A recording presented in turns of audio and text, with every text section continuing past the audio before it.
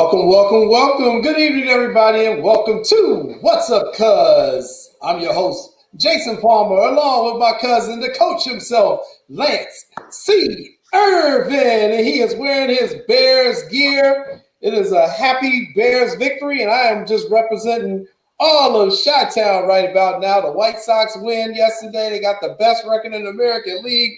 The Cubs pitched a no-hitter there in first place, and the Bears somehow won the game.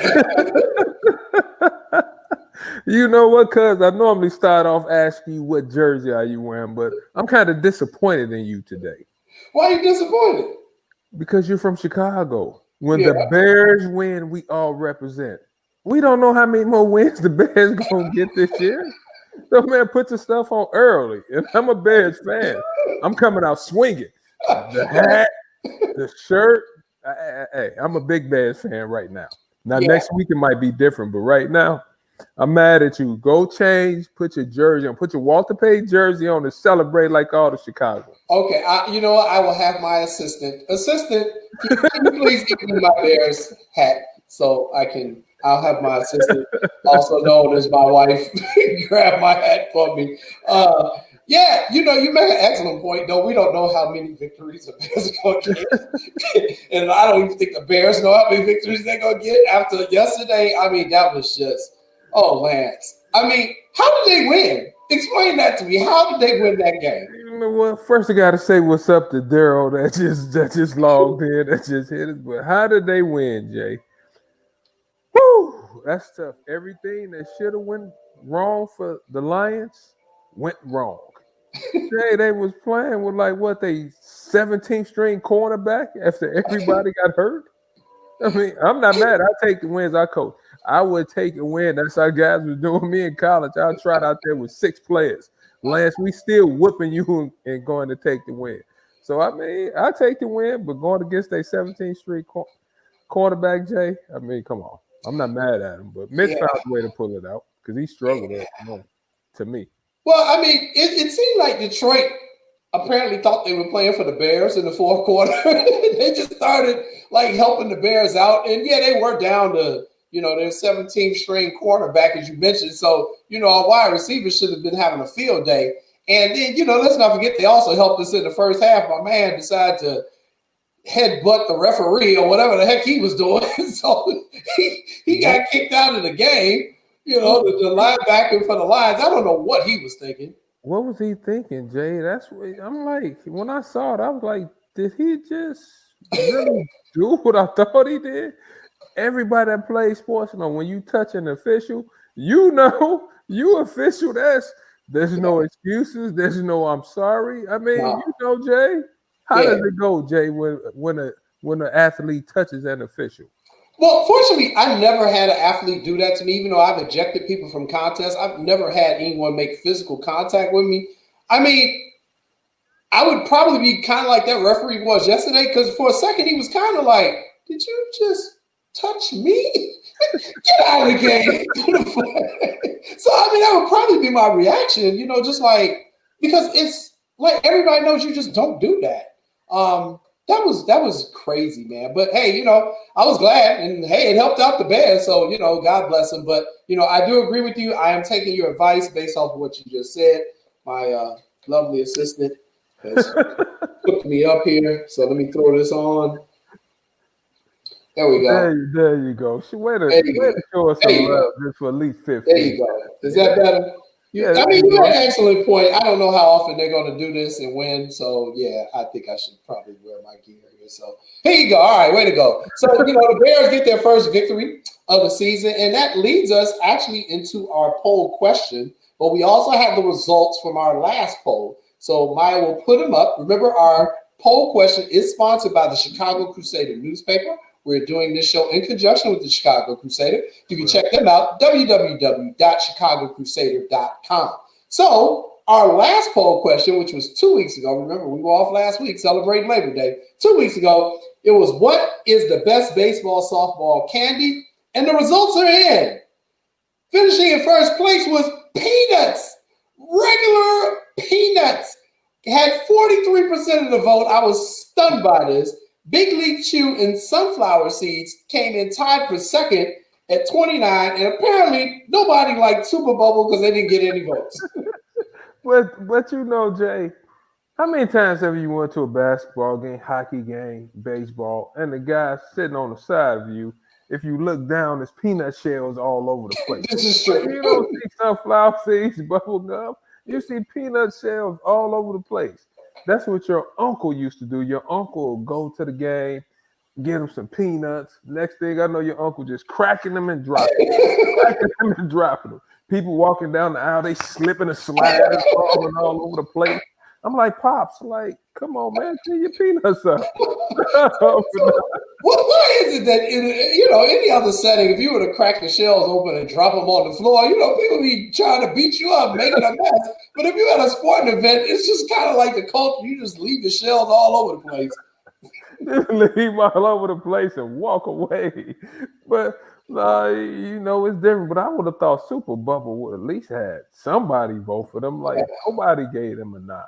Yeah, nobody. I mean, I voted for Big League Chew. That was my candy of choice when I played baseball and softball. I love me, get a good wad of Big League Chew, get that great Big League Chew, and that was my favorite. But yeah, peanuts. Peanuts wins. What can I say? So that leads us into this week's poll question. We got a new poll question. Remember, go to ChicagoCrusader.com to cast your vote. So, Maya, let's see what we got coming up for this week. What's our poll question? Maya hadn't passed the poll question. Here we go. After the Bears' victory over the Lions on Sunday, what is your prediction for them this season? And your choices are A, excellent team, we're going to the Super Bowl. B, they will be good, playoff team this year. C, average team, won't make the playoffs. D, bad team, time to rebuild. So those are your choices, Lance. They're going to the Super Bowl. They're going to be an excellent team. They're a good team. They're going to the playoffs. And they're average team, but they're not going to make the playoffs. And then D, back the truck up. They're a bad team. Let's rebuild this thing. What is your answer? I'm not going to say the last one. I think we would be a good team this year. I think it's hard to tell early on because, like I was talking to our super producer, Maya, early on, is that we didn't have any preseason. Mm-hmm. So, with that being said, I mean, Mitch is going to be Mitch. I don't think Mitch would be nothing great. I don't think he'd be awful. I'm hoping he can be better than what I really think. But one thing that impressed me yesterday was the running game. Anytime you could average 5 yards per run, I mean, that's pretty good. And I think, the defense will come along. I think Akeem Hicks here be good. I think we'll be okay. So right now, Jay, I think we'll be good. So I'm going to give us the playoffs. I think the Super Bowl is a little bit of a stretch at this point in time. So I'm curious to hear what your thoughts would be on our victories for this year. So you have them as a good team and they go into the playoffs. Good team, we're going to the playoffs. We're going to the playoffs. Okay. Guaranteed. Lance, you are out of your damn mind. The Bears are awful, okay? Let's not sugarcoat this. That team is awful. They are just as bad this year as they've been the previous 2 seasons, okay? Let's keep it real. We won the game because a dude dropped a ball in the end zone for Detroit, and the Bears would be losing, and we would be talking about how awful they are because they lost to the Detroit Lions. This team is terrible. Lance, why are we terrible? Like, why are you giving us terrible after one game, cuz? Because it's the same as what they did in the previous years. Mitch Trubisky still throws off his back foot. He still can't read defenses. He still only plays well when you run a hurry-up offense, which I know, but apparently his coach doesn't know because his coach won't call a hurry-up offense until the last minute of the game, apparently. The defense has got some serious issues. They're not the Bears' defense of the past. The Detroit Lions gashed them, man. Yeah, that's one thing. I think the defense is going to be solid, but when I watched yesterday, Jay, and I'm trying to be optimistic about my Bears. Yeah. I love the Bears, but it's hard for me to disagree with what you're saying right now. I thought my man Smith played well on the defense yesterday. I thought he was solid. But like you said, man, Jay, I'm trying. You see, I came out being positive. Over than those guys passing. Ooh, we ran the ball good.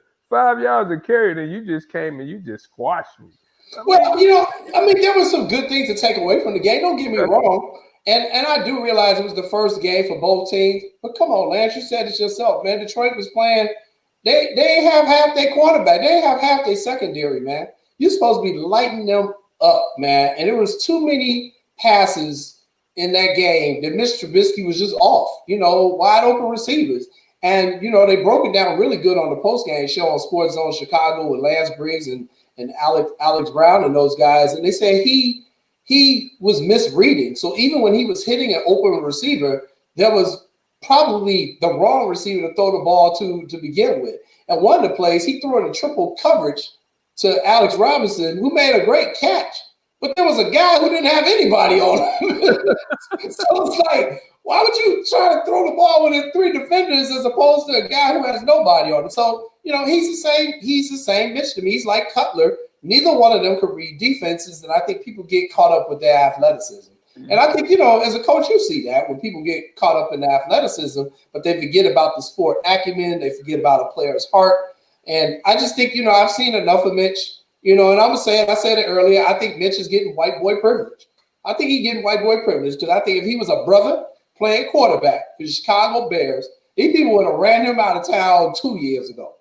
I mean, I can't disagree with you. And when you see who we skipped over to pick him, that's the thing that makes you like Mahomes, Watson. I mean, that's the things that get you when you're watching the game. And I think he's adequate at best. But I do agree with you with like reading the coverage and stuff. And for a while there, Jay, and this is not fair, I was sitting there watching the game in the third quarter, and I said to myself, if Nagy not thinking in a minute or two or in a couple of plays, he might have to pull him. He's crazy because I know he's thinking about it. But I think he did the right thing because if you pull him in the first game, now you really got a problem moving forward. So you have to give him a couple of games, and you didn't have a preseason. But in the back of his mind, we all know he was thinking about it now. He had to. When you're down to the Detroit Lions, in double digits and going into the fourth quarter, everything got to go through your mind at that point. So, we'll see. But, we'll talk on the Bears a little bit later on. And let's talk real quick. White Sox, the American League team in Chicago, got the best record in the American League, Lance. They swept the Tigers. Nothing really to write home about. They are the Tigers. But, yeah, I will too. Poor Detroit, they just couldn't beat Chicago at all yesterday. But the White Sox, they sweep the Tigers. Jose Abreu is tearing the cover off the ball along with Eloy Jimenez and Tim Anderson. What do you have to say about our first place White Sox? I'm loving it, Jay. I was reading something earlier. Since August 14th, we're 20-5. 20-5 since August 1st. There go my man right there. I think he's leading the league in RBIs, maybe. I mean, by far. You look at it, Jay.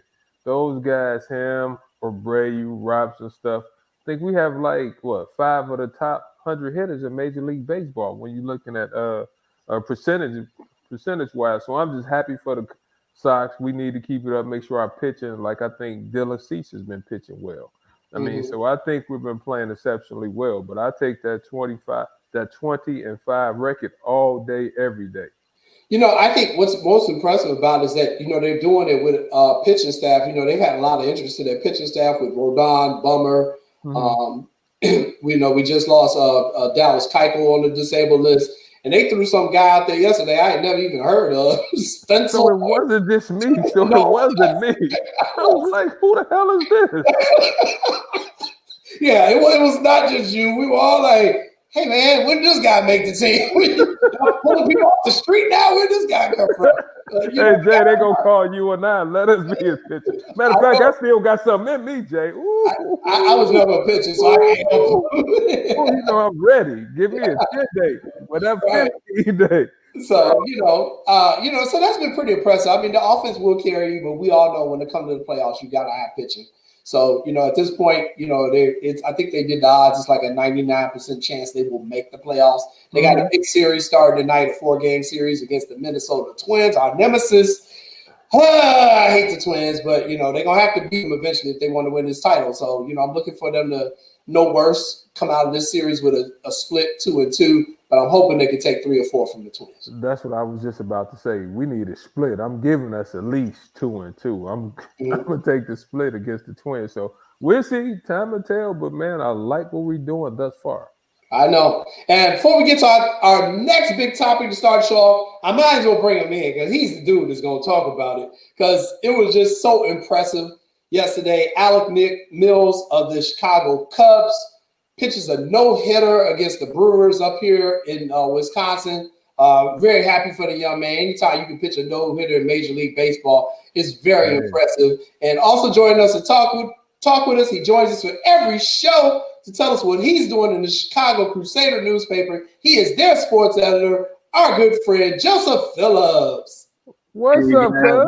What's up, cuz? How y'all doing? Welcome back. Welcome back. The Labor Day holiday. 2 weeks ago, we missed you guys.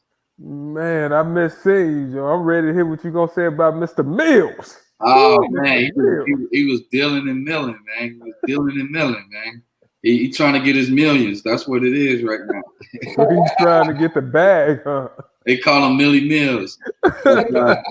He was laying it down yesterday, man. Like I said, it was a time during the game where most people didn't know it was a no-hitter because the Cubs were scoring so many runs. Most people were paying attention to the run production, like Irvin was saying earlier on the Sean and Maya show. And when I turned the station, I was like, yeah, the Cubs are up like 7-0. And then when they went to commercial break, and then I was like, they also have a no-hitter going on? This was like the 6th or 7th inning. So I was like, well, I'm going to leave that alone. I turned back to the Bears, and they were getting pretty much no hit. They were 3-6. I was just like, you know what? I had my mother-in-law over. I said, we're just going to watch the Cubs for a little bit. And next thing you know, man, Mills was dealing, brother. I mean, 16th no-hitter in franchise history. Mm-hmm. And in addition to that, something special is happening this year, man. This is the first time in Major League Baseball history that both Chicago teams pitched a no-hitter in the same season. So, wow. That's never happened. Wow. So we're seeing, we're seeing some amazing, miraculous things from both teams, both from the south side and north side. And I'm actually doing a story on that this week. Good. And I agree with you, Joseph. You can tell 2020 is crazy when the White Sox and the Cubs are possibly going to meet in the World Series. Yeah, man. I'm looking forward to it if it happens. Without a doubt. So what else you got going for us this week in the Chicago Crusader? Yeah, so I'm also doing a story on the Bears' comeback victory over the Detroit Lions.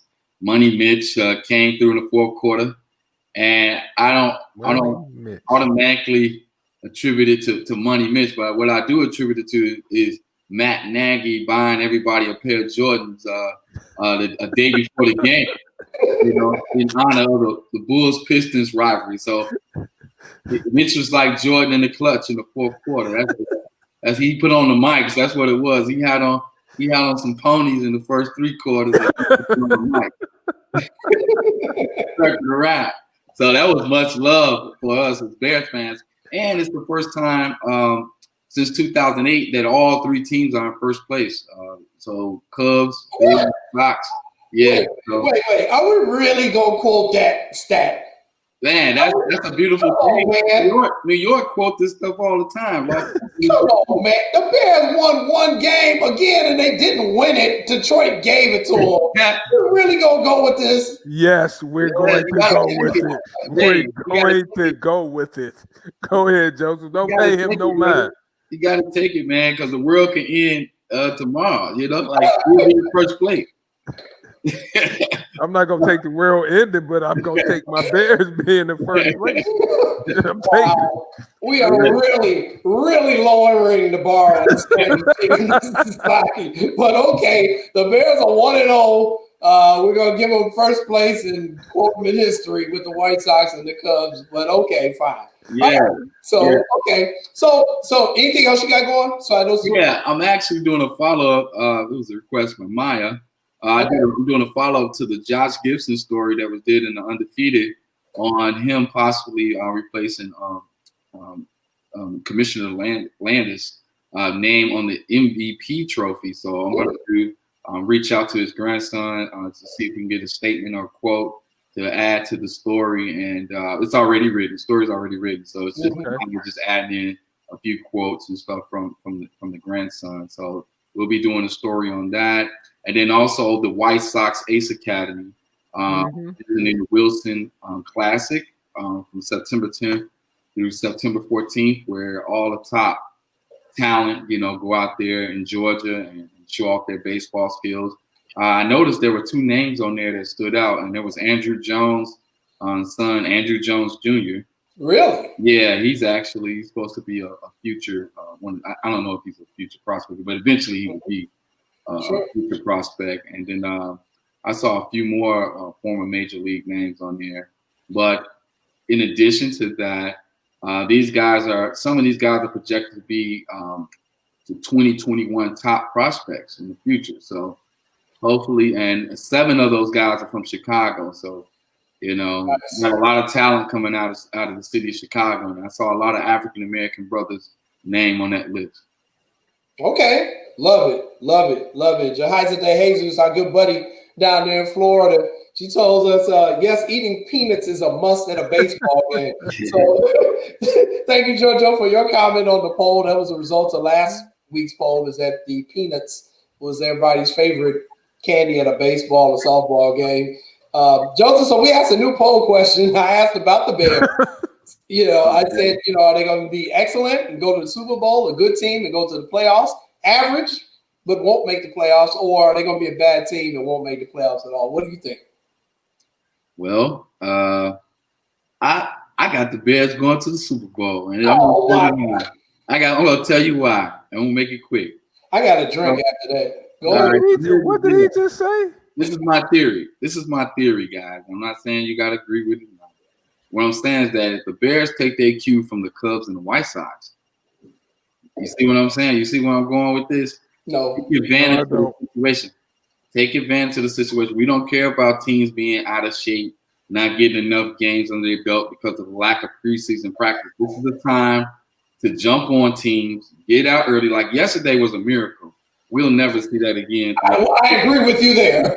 Yeah, yesterday was a miracle. But next week against the Giants, we have to send a message to Saquon Barkley. I know he be hurdling over us, doing backwards flips and all that.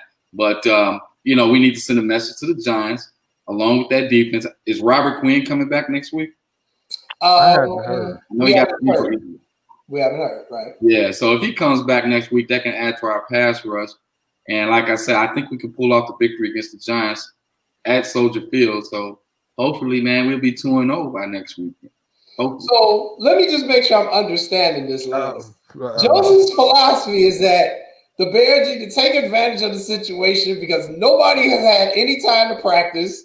It's COVID going on, and you just got to play the game because nobody's going to be 100%. So just if luck prevails for 16 games, so be it. Is that pretty much it?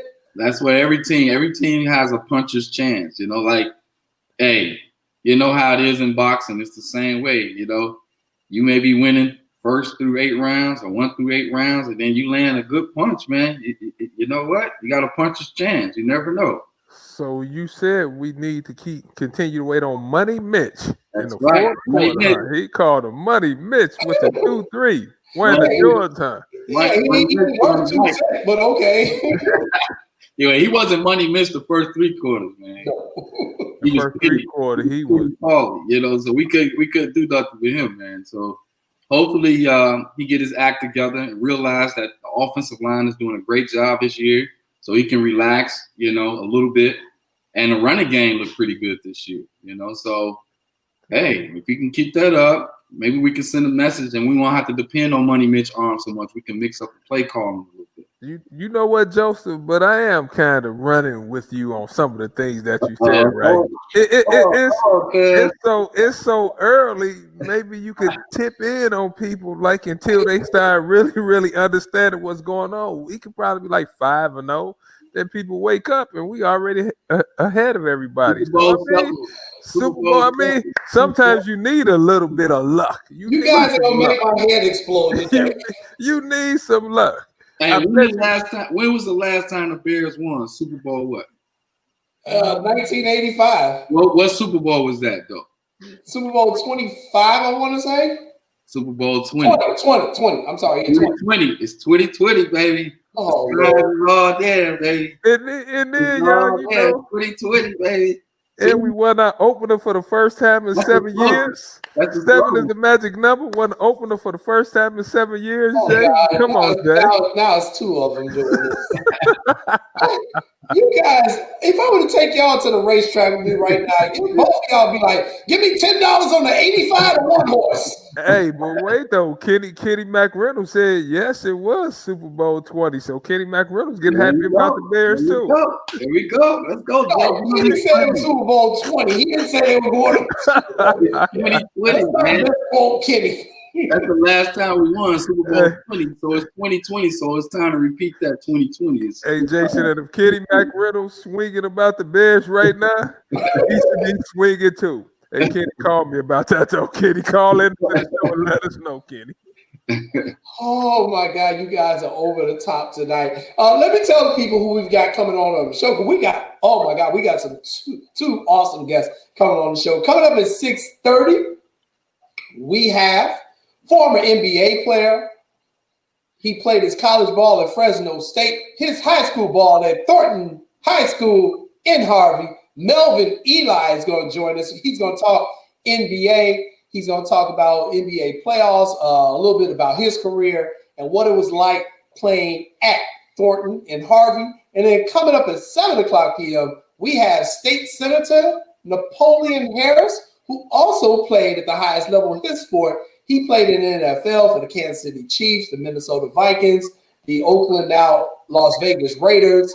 He played his college ball at Northwestern, which Maya has a problem with. and he also played at Thornton. So it's going to be a Thornton-themed show tonight. We're celebrating those Wildcats out there in Harvey. So all you Harvey Thorntonites, we're going to have 2 that ever did it at your school coming on to the show. So make sure you guys are tuning in. And also, please download our app. The SportsZone Chicago app is so much good information on there. You can download the app easily on iTunes. You can go to the Google Play Store, or you can get it off of Amazon. So that's one of the ways you can listen to the show.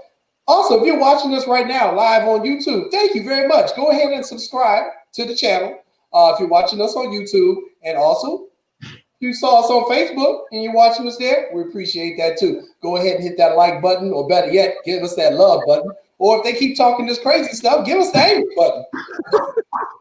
Matter of fact, please send in some questions to my hating cousin, Jason Palmer. Jason, you got to be optimistic, brother. You know, like I'm realistic. I'm not optimistic. I'm realistic. I know you're a realist, man, but at the same time, you got to have a little faith, man. A little faith in your team. I know. So if the Sox win the World Series, you want to be able to enjoy it, man. I will. Yeah, like if the Bears win it, you don't want to be a bandwagon fan. You know, you want to be able to just enjoy everything. You call me a bandwagon fan. I'm going to make a declarative statement right now. Come on. So, and I'm saying this for the first time.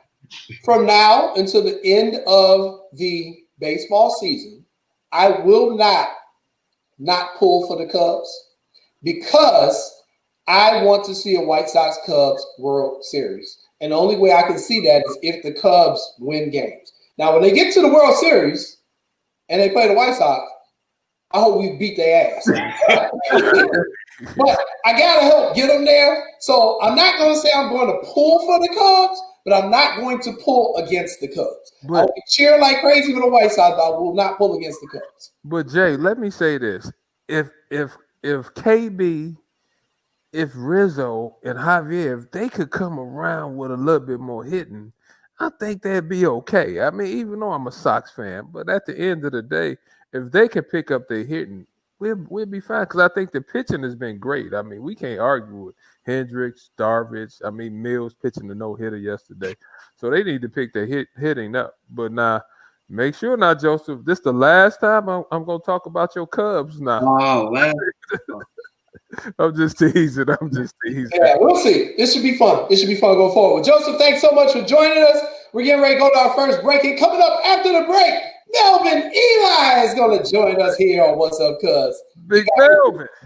Thanks, Joseph. all right. God bless you guys. Go Bears. Go Cubs.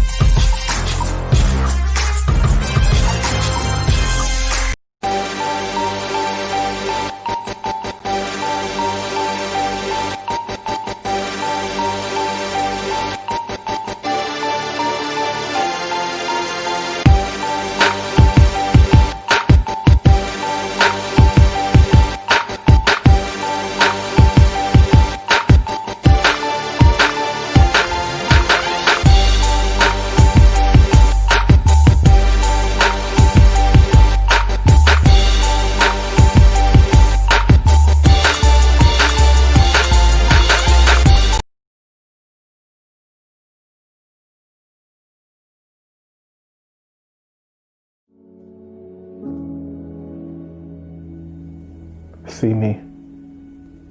See me. See me. See my dark skin and my kinky hair. See me. Don't see past me. Don't see through me.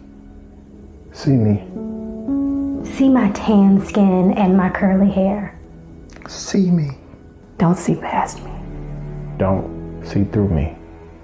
See me.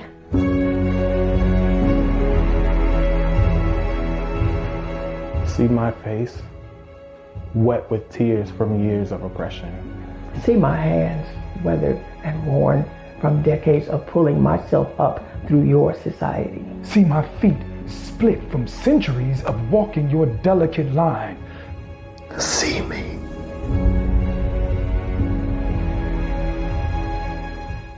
See me. See me. I'm tired. I'm tired. I'm tired.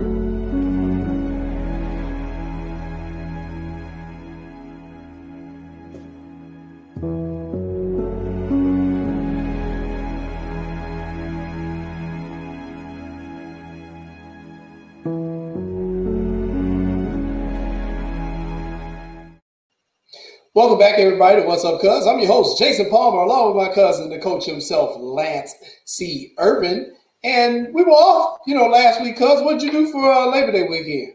You know what I did for Labor Day, cuz I basically, do what I do best from time to time, and that's barbecue. And for hating Scary Maya back there, I did the 60-40. We did a little run with Kendall Gill last weekend. Oh my goodness. Woo, Jay.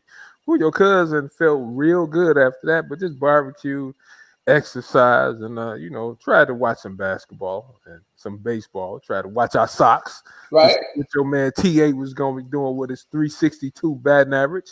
So, just spending quality time. That's all. Good. And how was your Labor Day? But mine was great. Time out, cuz. Don't you ever send me a picture cooking on that little grill you was cooking. You embarrassed me. You Maya laughing at that little bitty picture. You and my classmate John Berry going in on me and my little efficient grill. Look, I only need to be grilling for two people, me and mine. I ain't having all you people over here, so I don't need no big old grill taking up space in my garage. I got a nice little efficient grill for me and my wife. I grill our meats, and I actually grilled like that Saturday because I knew the forecast was going to be bad.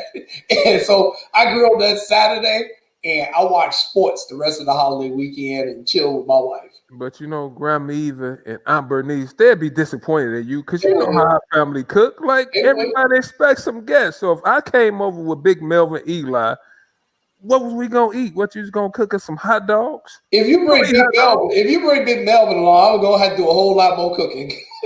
Yeah, like Melvin used to eating the finest. I Melvin know. don't eat hot dogs. Melvin would have told me. Melvin would have said, "Come on, Lance. Come on, big bro. We gotta go. Your cousin is tripping." We gonna ask Melvin when he come on the show too. I'm gonna bring him on right now. So joining us right now to talk about the NBA. He's gonna talk about what it was like playing at Thornton Township. He played in the NBA for over 10 years. He played at Fresno State as college ball. In high school, he's a Wildcat. He's a Thornton Wildcat, and I know everybody out there in Harvey loves him. He's one of the best to ever come out of school. Join us right now, Melvin Eli. What's up, Big Mel? Man, thank you for having me, brother. What's up, Big Mel? How are you, sir? I'm good, brother. And yourself? Man, I can't complain, but I'm gonna let my cousin Jason ask the first question. But Mel, let me ask him this though: if you would have came to my house and you saw my mother cooking 2 hot dogs, what would you have said, Mel? That wouldn't have happened. Thank you. That just wouldn't have happened. Thank you. I mean, I used to spend the weekends over your house because of your mom used to cook those the sausage and egg biscuits Break it down, Mel. Break it down. Whatever. Man, come on, man. You couldn't drink his Diet Pop. Couldn't drink Mr. Irvin Diet Pop. Other than that, everything was free, and you enjoyed yourself. So, hot dog, no, that wouldn't have happened over mom. First of all, it was an Italian sausage, so let's be technically correct. Second of all, I was all weekend at Aunt Louise's house because she was cooking, so I know exactly where you're coming from. And third thing, it was 45 of y'all living in the house. I had to have a big old grill. Yeah, and you never knew they were in the house. They just popped up. There you go. There you go. Well, Melvin, thank you so much for joining us. Let's just jump right into the NBA. The NBA playoffs is really coming down to the wire here. Denver is pulling a rabbit out they hat. They're not going away. They said this ain't gonna be no LA thing. Everybody think out west. What have been your thoughts on just the NBA continuing the season, and how do you think the quality of ball has been in the playoffs up to this point? I think at first, we can all tell they were a little winded. It was a few of those games, guys wasn't really getting down the court, but as it progressed, it got better. I think the quality of play has been even across the board. I think the matchups have given us to something that no one is really expected. I love what they're doing on the social justice side of it, letting everybody express themselves. And I'm actually enjoying myself. I'm hoping for a few more game sevens to stretch it out. But I think the NBA is doing a great job. I think it's real competitive. I think once they got the rust out, everything picked up.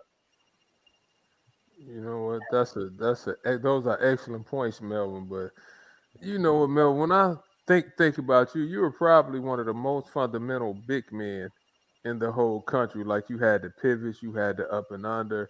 And I just want to talk to you about the Clippers series. Like, Joker is wearing them out. Like, what do they need to do to maybe kind of like slow him down? Maybe because the one thing about him, he is crafty, similar like you, Melvin, with all the footwork. How would you guard him, Melvin? Like, give me some ideas how you might play. To be honest, I don't think they have enough size to stop him. Even with, I think the best thing he did, he gave everybody a different look. He dropped that weight. He kept that strength. He still can kill you going 3 miles an hour. It don't matter. And I don't think they have enough size. I really don't. I think if they just gave it to him, he's hitting the 3 consistently. He's coming off a pin down, hitting the jumper. In the post, he's methodical. He takes his time. You're not going to rush him. If you leave somebody early, they will have the ball. It's not an if the right person is going to have the right shot. It's when, because if you come down on him, even if he's up top, if you lean too far, he gets the ball in the right places. And he's a special talent, because who expects those type of assists or those type of moves for someone like him? And if I was guarding him, I would treat him like I would have treated Shaq. You do your work early. You hit him as soon as he crossed that half-court line. You make him work every possession. No possessions off. You use every last one of your fouls, and that may help. So he's a special talent. He does things that normal bigs, and coming from that angle of how tall he is, the way he can see the court, there's nothing you can do. And I love the Clippers. Like hell, they drafted me. So I have friends and coaches on that staff, but I don't think they have the size, man. Because you have to double him, and if you double him, other people will get off. So it's gonna be a great series.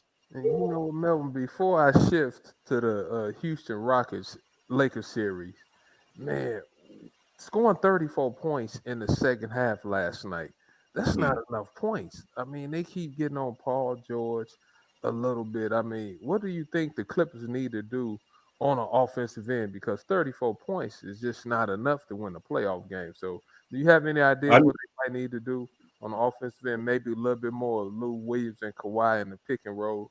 Give me your thoughts on that. Like the Clippers are real special to me because of how I went to Fresno State, and that's me and PG are that we roll thick and thin, and then the Clippers gave me the opportunity to play in this great league. So to be honest, that I think they need to relax, man. I think that they need to play within the game. People nowadays are they just want to see the up and down. But, in half court ball, you kind of, it works its way out. You know what I mean? A good shot happens, turns into a good offensive rebound. And I think at times they just need to slow down. And they have all of the tools. But, just to put all the scoring on two people, no, there's a lot of other people on that team that need to hit some shots. And I hit them now. And you can't wait till later, because later, you're going to be kicking yourself. The next game, they have to hit them. It's not an if. It has to be a score bucket. No, I do really agree with you on that, Melvin. But let's pivot to the Houston Rockets LA Lakers series. As we know, Coach stepped down. And I used to tell people you all that small ball, it's tough to play small ball in the playoffs. And I think one thing the Lakers did, Melvin, anytime they needed a basket, they went to LeBron on a block, or maybe AD on a block. It's a shame you had to say man. So Melvin, like if they had a player like your caliber on the team, man, they could throw the ball down to you when they're struggling hitting 3-point shots. I mean, what's your take on small ball, and do you think D'Antoni's system will ever work? If you're lucky. You're gonna ride with luck. You ride on hard work. And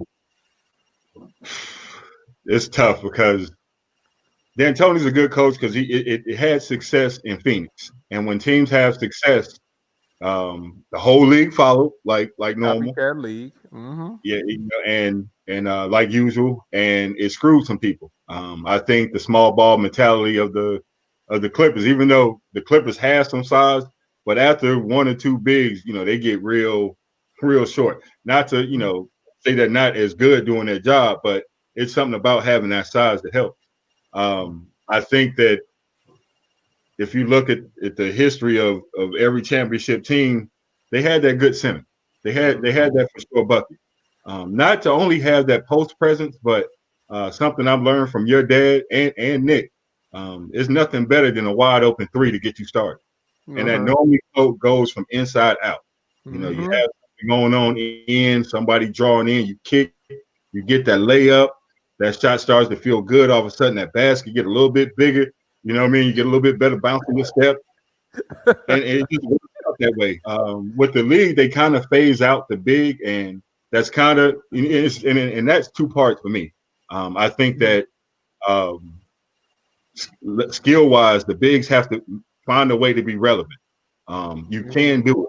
It's going to take some hard work. You have to run. You have to keep people in front of you, but we can do it. And instead of phasing us out, you can work us back in, because the Lakers aren't, they're going to have LeBron on that post. And I hate to say this on this show, and he might kill me, but if AD shoot another fade away over somebody free, I'm going to have a fit. Oh, I'm going to have a fit. I'm saying it now. That's terrible. You shoot a fade away. First off, AD, that Houston series, I'd have fouled out. Oh, I'd have had my first 2 fouls would have been offensive fouls. They wouldn't have been able to shoot the ball because they'd have been too bruised up. You got to make them pay, big fella. Make them pay. And you got to make them refs pay attention to you. I hope somebody tell them this. You got when you're big and you got that ball and it's them smalls on you, you got to punish them. You got to go right through their chest. You got to make them guard. You got to make them refs call them fouls, or they're not gonna call it. You got to pay attention. And later on in the series, that might he can get away with it with Houston, but you're not gonna get away with it when you got people just as long as you and you shooting them fadeaways and they not hitting because you can't see the rim. Like, just go through their chest, and he's so skilled. Like, I can't hold a candlestick to that dude. So for him to give guys night was a damn shame. It was. He's gonna be the reason the Lakers fall. Because if he plays like he's 6'4", they're gonna treat him like he's 6'4". Right. You gotta play big, be big, man. Gotcha. Once again, we're being joined by Melvin Eli. He's from right out here in the Chicago area, and he's currently an assistant coach in the NBA Developmental League. And Melvin, I want to ask you about Thornton and Harvey in general, but Wildcat basketball, just the entire tradition of playing at Thornton. Take me back to your days at Thornton and just tell me what makes that place so special in that you all develop athletes in so many different sports. It's just a hub of talent in Harvey, man. I'm here to tell you, I wasn't the best person on my team. I think the best guard in the could have been in the country, damn sure in the state, came from Harvey, but didn't have grades. You could have literally had a starting 5 of people that wasn't eligible on Thornton, and they'd have took state. They'd have took. Wow.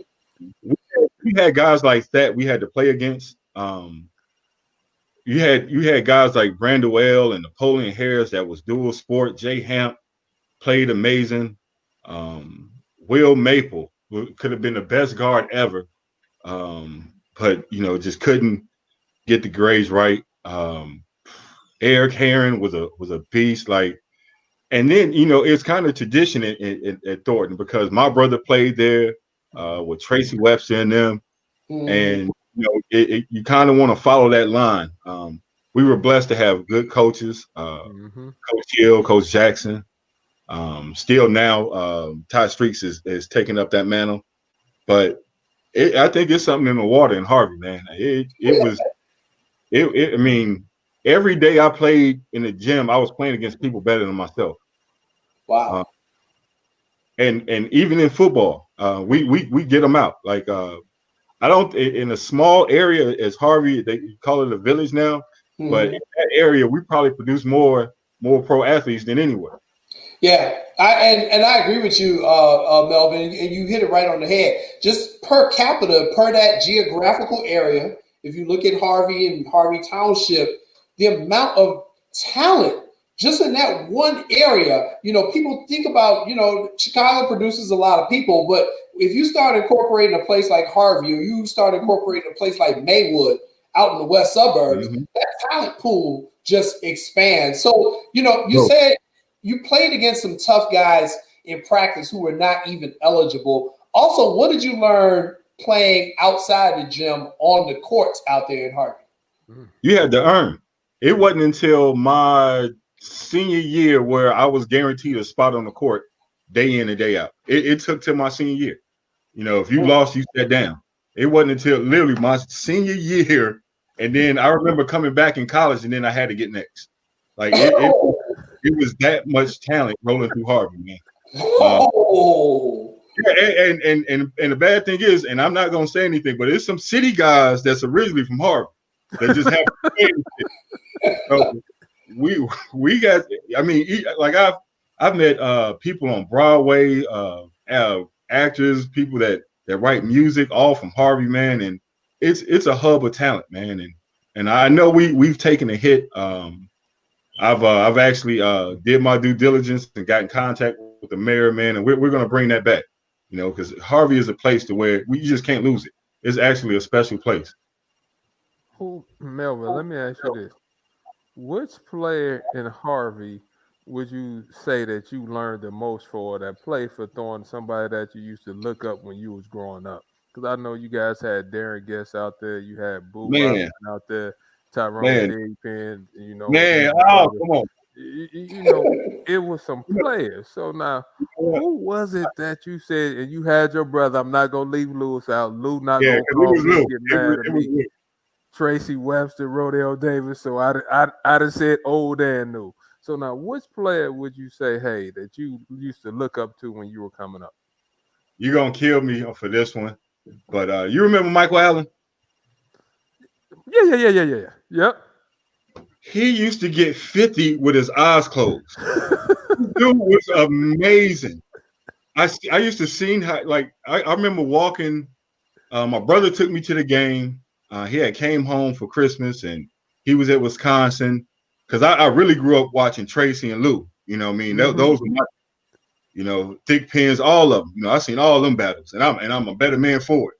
But I used to think Mike Allen had like an aura around him because he would walk in the gym, get 30, walk out smiling, come back to kick everybody. But he had 50 one day, and he told me he was getting 50. Young Eli, watch the 50. I'm like, man, you're not getting 50. Dude, he had 51. The dude was he was amazing, man. Michael Allen, other than my brother and Tracy, because those, like, I used to love. That's why I love playing with Nick, because Nick reminded me of a Tracy Webster that can shoot, that had a further range than Tracy. Because Tracy gonna say he can hit everything, but as soon as Nick used to cross half court, he was a threat. So I remember, looking at Nick, and I remember telling Larry Butler, like, man, I got to play with Nick. And at the time, we were on two different teams, and I remember telling him, like, man, I'm playing with Nick, because he was that type of guard that just made everything easier. That's how Tracy was. That's how my brother was. We were shot blockers. We were, we got out, we ran like deer, and Nick would throw it. Nick's not scared to throw a pass. He'll go to the bench for a pass. Now, if you don't catch it, if you don't catch it, that's an if. You might not get it again. But, me seeing Tracy and then having Nick, and then when Nick went to school with me, was the best thing ever, because he helped me translate, from my skills from high school to college, because I had no idea what I was doing. Because you're talking to somebody that when I got on my AAU team, it was because they wanted someone else on my team. Like, I was an add-on, and I had to earn everything I got. I was one of them people. Everybody's like, oh yeah, Mel can play. Yeah, they wasn't saying that. When I was in 8th grade, they wasn't saying that. 9th grade, they wasn't saying that. But what I learned from Mr. Irvin, and I'm not gonna be long-winded on this one, but I learned from Mr. Irvin because we used to go out to the summer basketball, and he used to tell me, go, man, you got to make them watch. You got to make them watch. You got to make them watch. He said that for 3 years straight. And I remember my last year, he looked at me, and I looked at him. I go, man, you ain't gonna say it? He goes, young fella, they watching. What you talking about? Where you been? And it was that hard work, that from Harvey you had to work, you had to learn, you had to earn everything. Nothing was a free ride. Same with Mr. Irvin, and it was, if you can believe it, it was all of Harvey was was family oriented. Like, I couldn't curse in front of anyone, because if it got back to my mother, they were gonna kill me. And that's what we had in Harvey. That's what made Harvey special. I could probably walk 4 or 5 blocks, go to any house and ask for something to eat, and they'll give it to me. I know everybody from 153rd and Myrtle all the way to 100 and maybe 153rd to probably 146. And I'm talking about Loomis, Ashland, Myrtle, Vaughn. I literally knew everybody. And everybody knew me because I irritated everybody bouncing the ball when I was moving outside. And that's just what made Harvey special. I know I keep going back to Harvey, but man, that when you said the Wildcats, that gave me great memory. So is that right? So did it give? Now you guys played what, Farragut in the state championship, in the state tournament? Yep. We played Farragut, and Because they had was it Ronnie Fields and Kevin Garnett on that team? Ronnie Fields and Kevin Garnett. And let me tell you what your dad did to me. So I get a call to come by Mr. Irvin's house on a Saturday, which is normal because I just will show up anyway. In the kitchen, and there's Ronnie Fields and Kevin Garnett sitting right there. I got to play him. You lying? You lying? He's sitting in Mr. Irvin's house, and he's just smiling. And with the deepest voice, he goes, "You ain't got nothing to be scared of. You from Harvard." And I got to sit in the room with these guys. And Mr. Irvin knew I was terrified. I was literally terrified of them dudes. They were jumping over. Oh man, if you didn't have a tad bit of fear in your heart from Ronnie Fields and Kevin Garnett, right, you were crazy. That's what you were. That's right. But it was great because Mr. Irvin made me face my fears a week before the game even started. Mm-hmm. If I can sit and break bread with these people, that means I have nothing to fear from. And thank God he did that because we went ahead and we won. And yes, if Kevin Garnett say I fouled him on that last shot, yes, I did.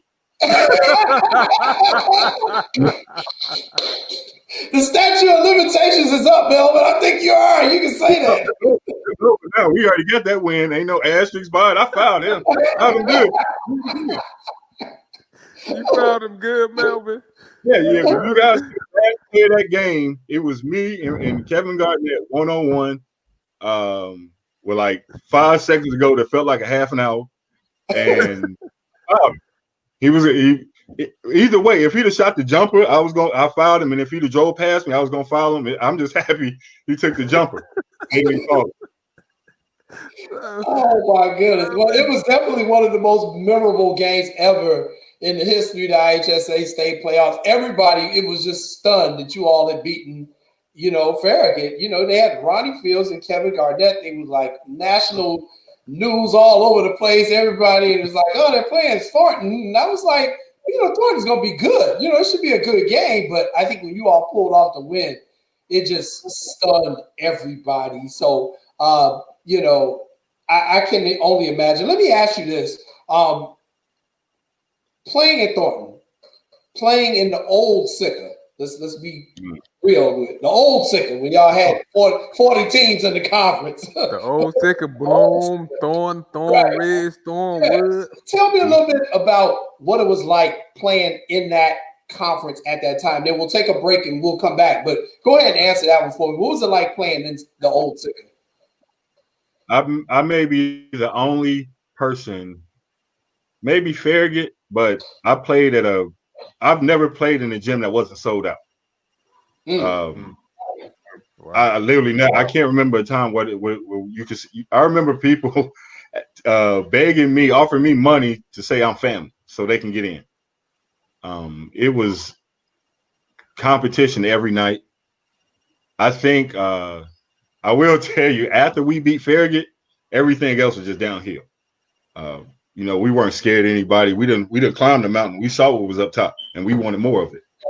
And we just kept going downstate year after year. And yes, we lost to the same team every time. But I don't know how you have a fair game when you move state championship to Peoria, and I have to play Peoria. I don't get that one, but they. You had to pay Sergio. Sergio, and we had him that last year, but this kid nobody knew, Frank Williams, came in and stole it. Oh my God. It was one of them games like we knew he was under us, and I'm like, man, that dude going to the league. He changed the whole. So I don't think like kids nowadays they get breaks off, but every night we had to see somebody. My freshman year, I remember playing on the senior team. I got called up and I had to face Antoine Walker. You know how crazy that was? Like him and my man, what was his name? Donovan was on the team. Donovan killing and just giving. Oh my God, we knew. Yeah, I knew Antoine was going to the league too. That was what he put on. But every year I had guys like of that caliber I'm facing. And that says a lot of that Thornton basketball because I had to face Corey, Corey McGetty. I remember he was a 5. Remember that, Lance? Remember he played the 4. People don't get it. Like he was guarding me. Tough.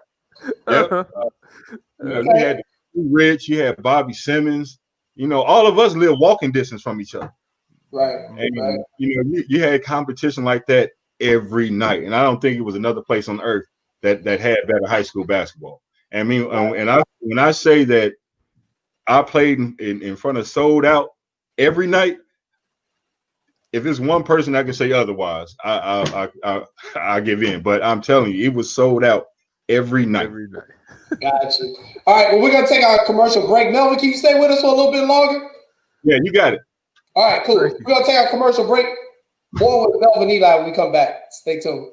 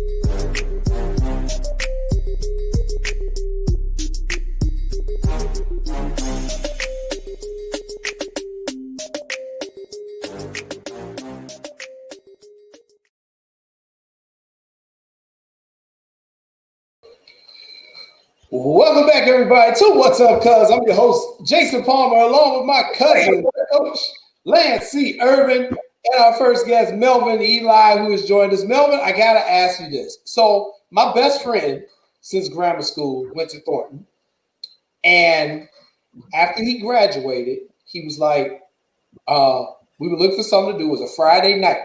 He said, hey, man, what you doing this tonight? I said, no, man, what we getting into? He said, come on, man, we're going to go to a basketball game. We playing Thornridge tonight. So I was like, oh, okay. I'm from the city. I didn't know about it, but I knew about it. And he was like, trust me, dude, this is like the biggest game of the year. It's going to be nuts. And the game was at Thornridge. Now, he lived in Dalton, but he went to Thornton because of the boundaries. We go to the game, Melvin. It's police everywhere. There's a helicopter flying around in the sky. I was like, man, what happened? He was like, nothing, man. This is the Thornridge game. This is how we get down. I was like, what in the world is going on? What was it like for you guys when you played Thornridge there and when you played them at the home stadium there in Harlem? You were just hoping to get home safe. Like, it was like if you won, then you had to get on the bus and drive through nothing but Thornridge fans, and they weren't pleased at all. But the atmosphere was that of like almost a college game. The best memory I have of a Thornton Ridge game, and I hope Nick is watching this. Nick was trying to get Thornton to play them, right? And he showed up to the game with a Adidas symbol in the back of his head, talking crap before the game even started. While we're in the layup line and talking crazy to the coach, they just trying to get a game. And it was just amazing. Like you saw like Channel 7 News sports casters at our games. They're not like at every high school game, but this specifically at our game, we're getting interviewed by Channel 2. It was the closest thing to a college game, and I think at some levels, like especially our senior year, we gave some small colleges a run for their money. We were good, and that talent in Illinois and even that area was just outright good.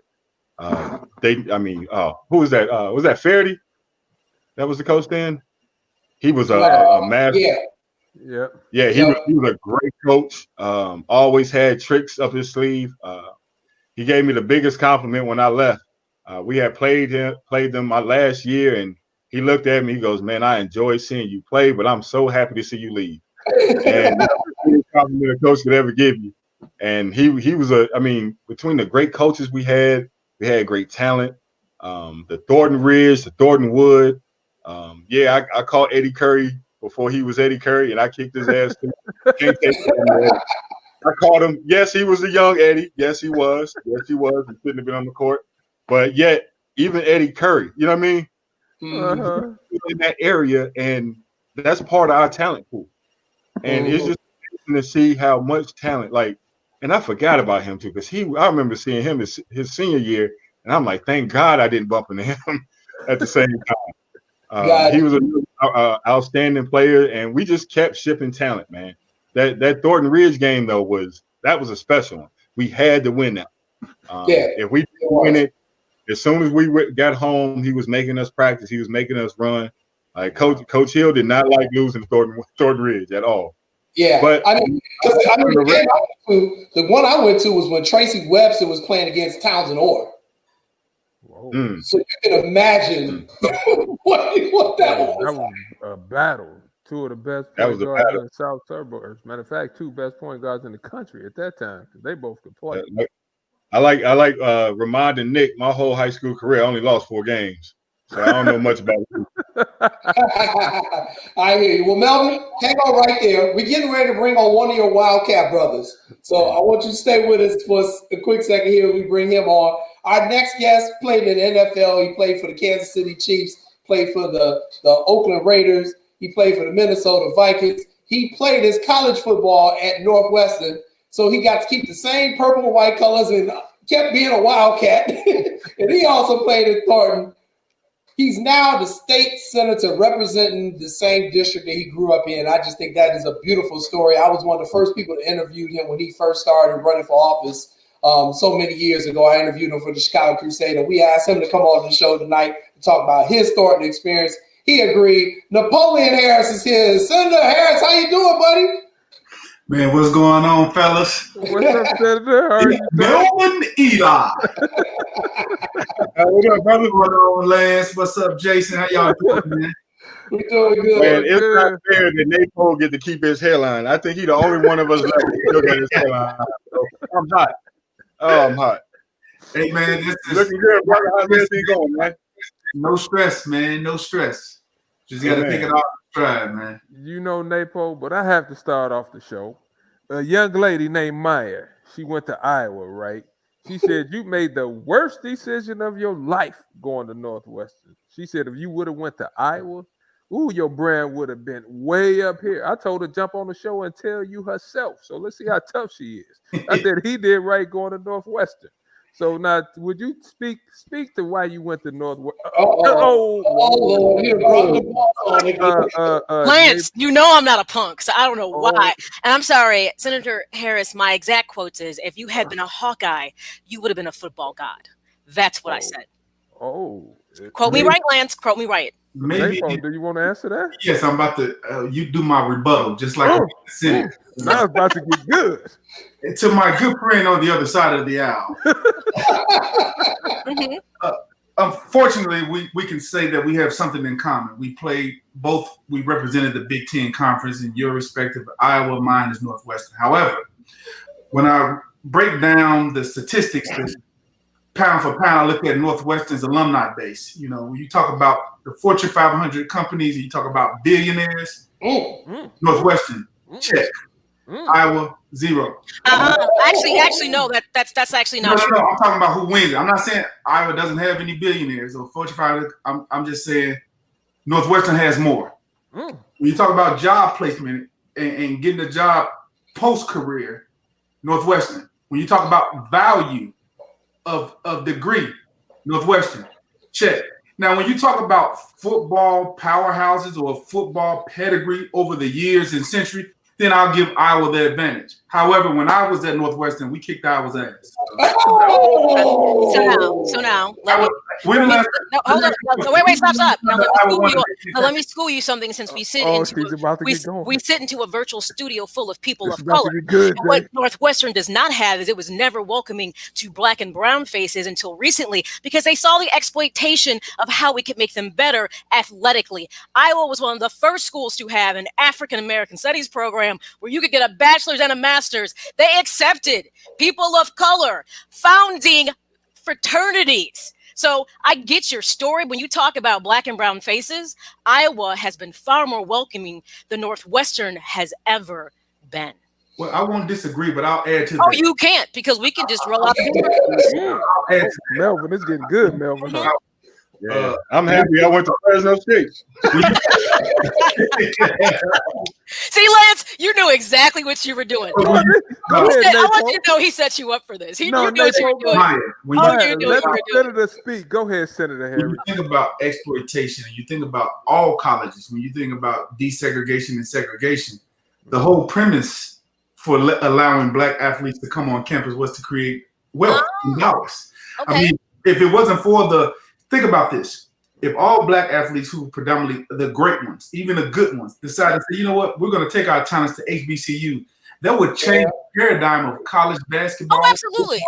And everything, because the dollars follow the athletes. Of course. And the reason why these universities and conferences are making so much money is primarily because of the TV contracts. Absolutely. They're paid before this. When you look at stats, the NFL makes roughly between $16 to $17 billion a year.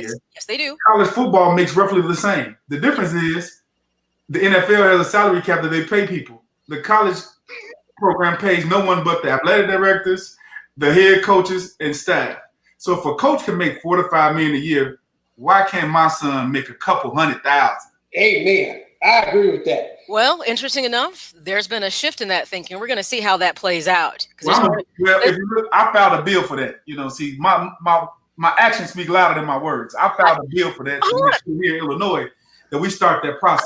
I've never questioned your character, but back to the thing about athletes. When I talk about Iowa, we get good. Back to Iowa, we weren't there as athletes. We were there as students. We were allowed to attend the University of Iowa before other traditional schools would accept black students. So our presence at Iowa had nothing to do with athletics. We were allowed to exist, to do from dental schools, doctorates, programs. We were allowed to thrive in ways that other traditional universities would never embrace. So it wasn't even about ever being a student athlete at Iowa. It was about being a student and given the opportunity that you could go out and create wealth. All right, time out. I'm taking the show back over. Exactly. Okay, I'm leaving now. Maya's ready to run for office now against Senator Harris. Oh, no. And you two are going to be going at it all day. Melvin is sitting here chilling, enjoying the whole show. Hey, Jason, I'm leaving. you know what else? And Lance, you started all this. You know what? This the making of a good show. The Nathan and Mine show part 2. It is, but I want to talk to the senator about something. Exactly. I'll talk to you later. Bye. After the show, but Napo, getting back to what you said about athletes being paid, and you said you sponsored a bill about that. Yeah, Can you please talk about that bill? Because oftentimes, like you said, it's so much money being made, and you just said the figure. I didn't know the figure was that high. I knew the figure was up there, and I do. Basically, what they're telling us now is this. Anytime the school is empty, I'm not going to name the university, they sent the students home, but told the athletes they had to stay. So basically what you're saying to me, this is my opinion, this Lance C. Irvin's opinion, what you're telling me is that I'm an essential worker. I have to stay here and work. So I should get compensated like the other workers when I have to stay and work. Talk about that bill you just spoke about. And I didn't even know you had. Well, Lance, this started some time ago when I saw the efforts of Kane Coulter many years ago at Northwestern and my alma mater trying to unionize workers, and he filed a lawsuit against the football program and against Northwestern University to try to get compensation for people to get paid. Now, as it relates to the bill in particular, my bill was simply to make sure that student athletes were able to use their own likeness to get paid. Because as you know, student athletes, when you're on scholarship at university, you're not able to work, but yet there's still hardships that you're dealing with. A lot of these young men and women come from disadvantaged backgrounds where they're trying to look out and worried about their parents, or if they're from a single parent background like I was, you're worried about, is your mom got enough money to pay the rent? Is there food being provided on the table?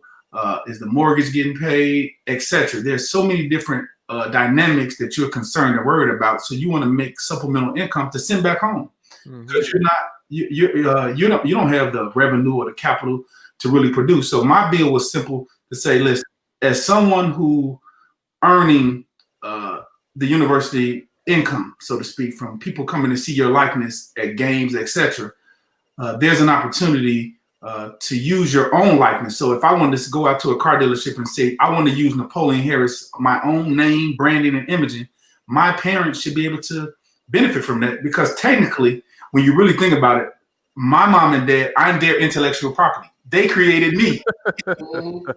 So why should the school, Northwestern, Tennessee, etc., you name it, what Division I university you want, why should they have the naming rights to your likeness? I recall being at Northwestern, no one wore number 8 when I got there. When I wore number 8, I see Northwestern jersey with number 8 in the audience, in the fans. My name was not on the back, but everyone assumed that was me. I didn't get a dime for that. The school benefited from that. You remember NCAA Game Breaker, the video game? Yeah. My stats, my bill, 6'3", 235, all the stats from the previous year, I didn't get paid for that. It just said number 8, linebacker number 8. They're utilizing my likeness and my imaging to make money, and I think that's totally wrong. And student athletes need a fair shake in it. Yeah, let me follow up on that same point with Melvin. The senator brought up a great point. A lot of people are now we're seeing that shift a little bit with the black athletes now going to the HBCUs. When you were being recruited, did the HBCU even come after you, Melvin, or did they just figure, well, we'll never get a Melvin Eli? What do you think about this new shift that we're starting to see in sports? I wish that they did. I didn't get many. I think I got 1 or maybe 2, but I'm almost. It wasn't like I was getting Syracuse, and Georgetown, and Duke, and I was getting all those and seeing them all the time. But you rarely ever see it because they already thought that I was going to a team or a school that fit how my talent. I shocked everybody with going to Fresno State. I still think it was the best move ever. I went because of the coach. I do think that the athletes do need to get paid, only because athletes are getting paid, and the NCAA choose who to demonize and who to go after, and they've done it for years. And if I am lying or anybody from the NCAA ever wants to ask me a question live on this show, I will give them the main example I have that they can't fight. So everybody know when you're going through college, the schools that are paying and the ones that are not. The only problem I have with this whole bill, because I do think that they need to be paid, but it's going to change the focus from the dollar instead of the education. And we're already sending ignorant millionaires to go fight. Seriously, and it's not a bad thing, it's just not knowing. Like, these young guys don't know better to do with their money, and I think you're just going to make a younger, dumber millionaire, and that's not going to help anybody. But if it was a way to even the playing field through all the schools, I'm with it, because I think if number 1 can have it, number 15 can have it. So if it's a way to even it through each school and each team, I'm all with it. But I just don't want it to take away from the experience of school, because I will tell you this: the best time of my whole life was college. It wasn't the 10 years in the NBA. It wasn't the 2 years I spent playing overseas or the 3 I had coaching.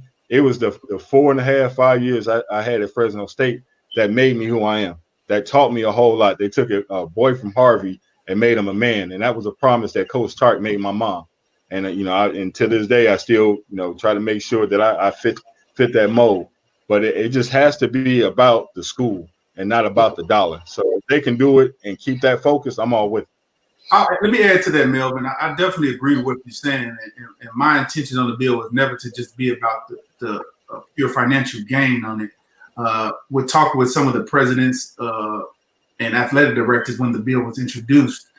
We talked about financial literacy. I think that's something that colleges, whether my bill passes or not, or how far we amend it to make it better, that's to me is irrelevant. I think what's important is what you just mentioned, the financial literacy. I mean, myself, being a first-round draft pick, just like you, we didn't come from money. So we had a lot of learning or growing or education to do in regards to financial literacy. And I think that these colleges can do a better job with preparing our young men and women for this by having classes for all student athletes, whether they're going pro or not, because I think in the end, that's what's going to help them become better overseers of their money. And we can change the narrative of how now you hear about so many years after a player retires or leaves their industry, they're on hard times financially. 5 years, that's the average time. Yeah, and so that's the narrative that we have to change by education. I think you just can't start it in college when you do it. I'm pushing for a bill to actually start this in grammar school. Like, there you go. Starting there. Like even my son just started 7th grade. He's going to be interning. He would have been doing it this summer because of COVID. Well, he didn't do it, but he's going to be interning with some of these financial wealth management companies here in Chicago. You have Area Capital, you have Loop Capital. You have different avenues to get these young people introduced, because they cannot be what they cannot see. I agree. Open up the opportunity for these young men and women to have a chance to learn about financial literacy. So, Melvin, to your point, I definitely agree with that. So, Napoleon, let me ask you this. We had asked Melvin earlier, and since I got the both of you here, what was it like for you playing football in SZC? And what was it like, just the talent pool that is Harvey in all of the sports? I want to hear some thoughts from you, Napoleon, what it was like growing up in Harvey and playing sports, and what it was like for you playing in that SZC conference. Well, the SZC has always been known as a tough conference, much like the Red West in the city of Chicago. Always been tough. Football for me, man, came kind of, I want to say natural, but it was actually shocking. It was surprising. My first time ever playing football was when I got to Thornton. Like, I never played Pop Warner, never played Pee Wee football or anything like that. I was just strictly basketball. That was the only sport I played growing up. And so I had dreams of going to the NBA. That's all I ever thought I was going to do. And I remember going out on the football team freshman year, and they put me at safety or corner, and I had no idea. I got in a 3-point stance at cornerback. Everybody was laughing, and I actually went out and I left. I quit the team because I was like, dude, I suck. And Coach Moselle came to me in lunch, and Melvin know this lunch period. We had lunch together, 3C lunch. Coach Moselle came to me and was like, hey, man, you too athletic, too tall, man, to not play football. Just come on out and give it a try. I'm going to put you in a position where it's going to highlight. I was like, dude, I don't want to get hit. I just want to – he put me at I played tight end and wide receiver, so I was catching the ball. Then what happened, how I got to play defense was someone got hurt, and I didn't know anything about defense. I never practiced with the defense, and he was like, hey, we need somebody to go in. He was like, put Napo on the outside linebacker. Like, Coach, I don't know what to do. I don't even know the plays. Just line up wide, and whoever got the ball, tackle him. I finished the game with 2 sacks. It was against Stormwood, actually. I finished the game with 2 sacks. We win. The next week, I'm practicing with the defense, and I go on and have 24 sacks the next year with the state record. And I think I still is 24 sacks in one season. Wow, American, man, at linebacker. I had no idea what I was doing, man. Didn't know what you wow, that's incredible. Talk to me, guys, about the coaches out there at Thornton. So actually, Coach Troy Jackson actually coached me when he first got into coaching in 1988. He was my baseball coach at Luther High School South, actually. So I know Coach Jackson from Luther South, so I always mess with him when I go out to Thornton and talk about that. But I understand that you have so much natural talent out there, but without the coaching, especially from Black men out there that you all get in Harvey, and they can relate to the stuff that you're going through. Talk to me about the culture, the coaches that you all have played for out there at Thornton, and how that makes a difference too. Well, I'll start this one. Like you said, you knew Coach Jackson from Luther South. I knew Coach Jackson from Rosa Parks from middle school. I had uncles. I went to Rosa Parks, and I had uncles that played for him prior to my arrival there at Rosa Parks. So Coach Jackson won state championships there at Rosa Parks. Knew of him. I knew of Coach Camelli because my uncles played at Thornton as well. I knew of Coach Hill because of his record as a sophomore coach, but didn't know him until I got to Thornton, actually. And then Coach Moselle with football, the same thing. We knew he won a state championship prior to us getting there, and we knew about the guys that he sent to college, etc. For me, I'm gonna be honest with you, and I know Melvin can attest to this. Man, we didn't like Coach Hill. We were there. I'm just gonna keep it 100, or at least I didn't. He wasn't my guy. So, and I felt that way because I felt like there was favoritisms, so to speak, on that team early on, and we didn't favor each other. Like, we was all cool because we played against each other from grammar school. Eric went to Brooks, I went to Rosa Parks, Eric went to Coolidge, Twan went to Patton. We all played against each other, so we knew each other. We was cool, but I feel like at the time, Coach Hill kind of created a wall between the players and how he coached and who he allowed to do certain things and who wouldn't. And we were all just trying to play our role. There was no egos on us. Like, I didn't care if Melvin scored 30 or he scored 10. Melvin didn't care if I was the leading scorer one game or this and this. We wanted to win. And when you come in and coach tell a certain player to be like, hey man, I need you to be the leading scorer. We just trying to win, dude. Like, what you want with that? I remember that.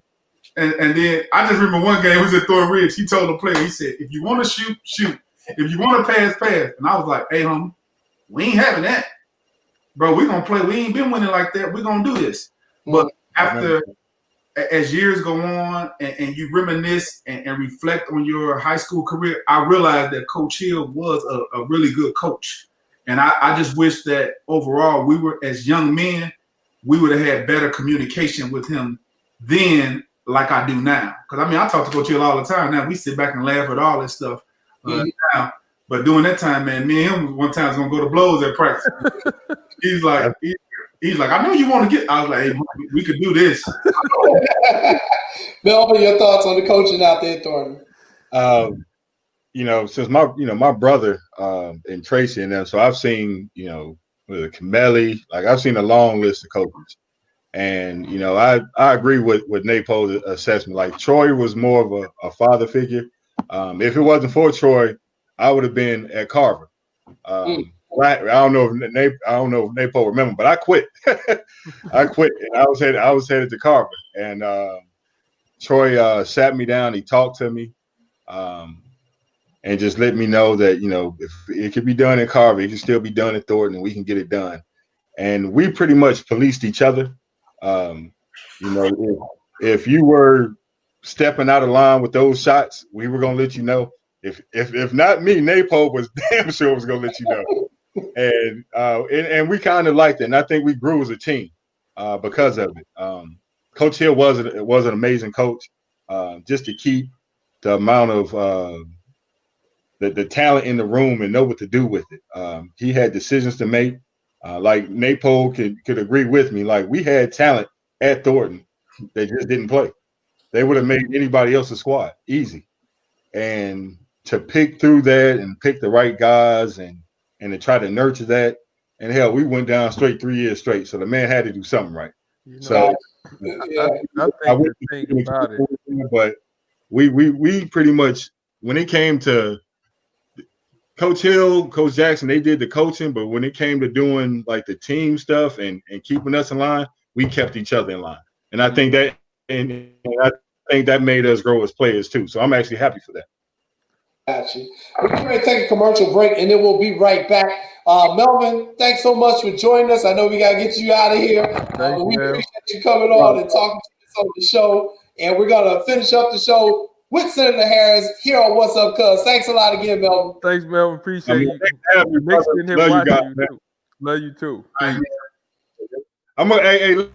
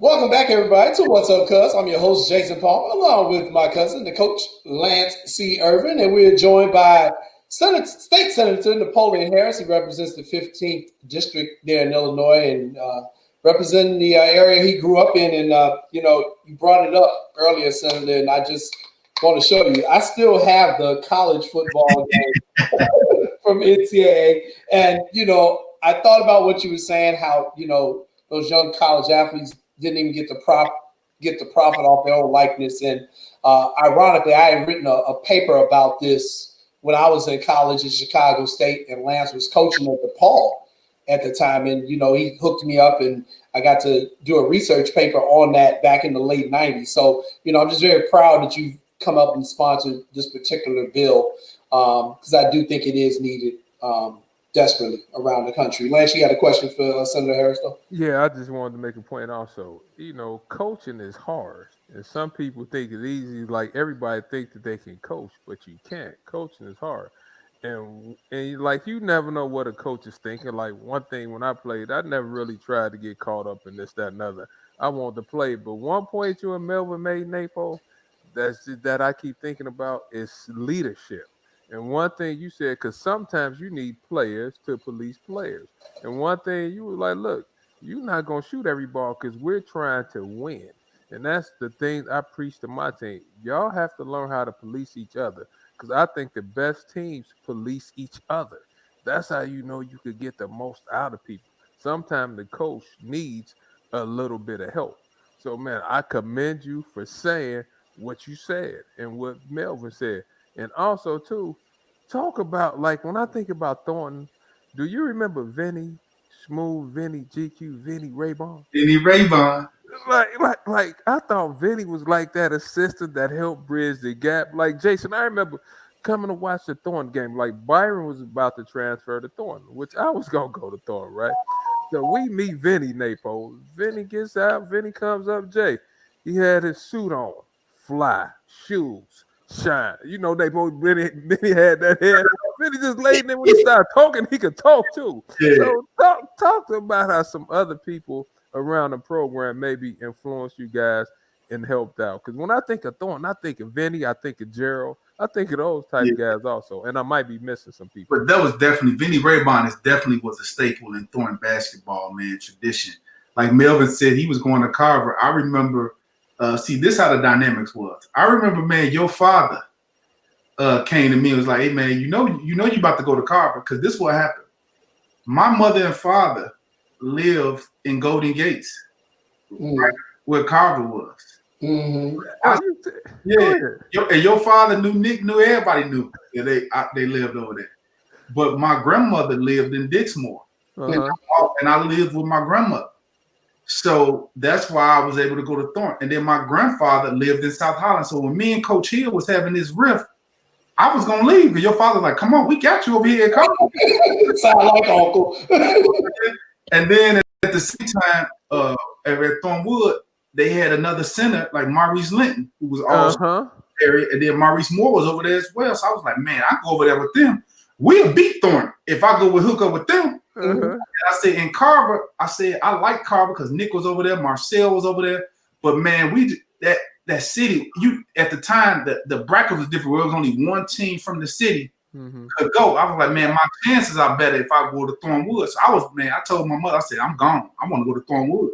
And Vinny the one that stopped it because Vinny was the truant officer that make sure everything was true. I ain't signing up on that. And he was like, "No, man, we got to work this out." He went to talk to Rocky, and we all had a little sit down. Like, you need guys like that who know how to bridge the gap and communicate with the players. Because, like you said, coaches most of the time, man, just care about coaching. They don't care about the outside this and this and that. They just want to coach. And I understand that now more than ever because I coach AAU basketball with my sons, and I'm a protector trying to build young boys to be men. So I understand like the different nuances of that. But to answer your question directly, Lance, you need guys who know how to communicate with players and communicate with the coach to bridge the gap, to keep things on the up and up. And I think Vinny was definitely one of those guys, along with Troy. And for the most part that I know, I knew Kameli I got to know him more once he wasn't the coach. But when he was the coach my freshman year. I thought he was an okay guy, and me and him we got along pretty good. Good. Great. I remember talking to you the other day, Napo, and you doing some business ventures also. You know, I'm a big pizza guy. Man, send me my pizzas by here too. Talk about some of your business ventures. Could you talk about your pizza stuff? Yeah, I'm a franchise owner of Beggar's Pizza. I have 2 locations, one in Harvey, where I grew up. I always wanted to put a business in the area that I grew up in because I wanted to give jobs to the community. And growing up, we didn't have places we can go and sit down and eat and do and we had to leave outside our community. So that was something I took a lot of pride in being able to do. That one first, and I also have another one in Orland Park on 143rd and Wolf. We have partnerships with the White Sox and Chicago Bears as well. Even though we're not making any money right now because you can't have fans in the stands. Right. But we still have the partnership there, and I think it's a great product. And we're just trying to grow the business, continue to be good stewards in our community, employ people, and give out great service and great products. That's one of my ventures. Also, I'm an investor. I'm big on investing in technology and trying to get our community to understand. I keep harping on this. Financial literacy, financial wealth, understanding how the stock market works. I think these are key contributors in building generational wealth. And that's something I'm preaching to the youth every time I go into schools to talk. I talk about being an entrepreneur, working for yourself, creating your own wealth and creating your own plan forward where you're not being dependent on someone else to take care of you. And I think that's so important that we have to understand this as a youth, because we don't want to just be, as they say, the worker bees forever. You want to maintain a level of dependency so that as you get older, you're able to go take family vacations, you're able to work from home if you choose, and you're able to employ people. Like I said, there's something that someone, I forget who actually said this to me, but it really stuck with me. They asked me a question when they said, when you get older, do you want to be an entrepreneur or do you want to be self-employed? Now, someone may say, well, what is that? Well, there's a difference. Being an entrepreneur means you employ people, people work for you, where you're still making somewhat of a profit and you don't have to be there. Being self-employed means that you're actually there doing the work and you paying yourself. There's a vast difference. Bill Gates is an entrepreneur. He doesn't have to go into Microsoft every day. He's sleeping and he's making money. But if he was self-employed, that means he would have to go there. He'd have to code. He'd have to program. He'd have to do all those things. And on certain days, you may be a little bit of both. But you want to have some financial dependence moving forward.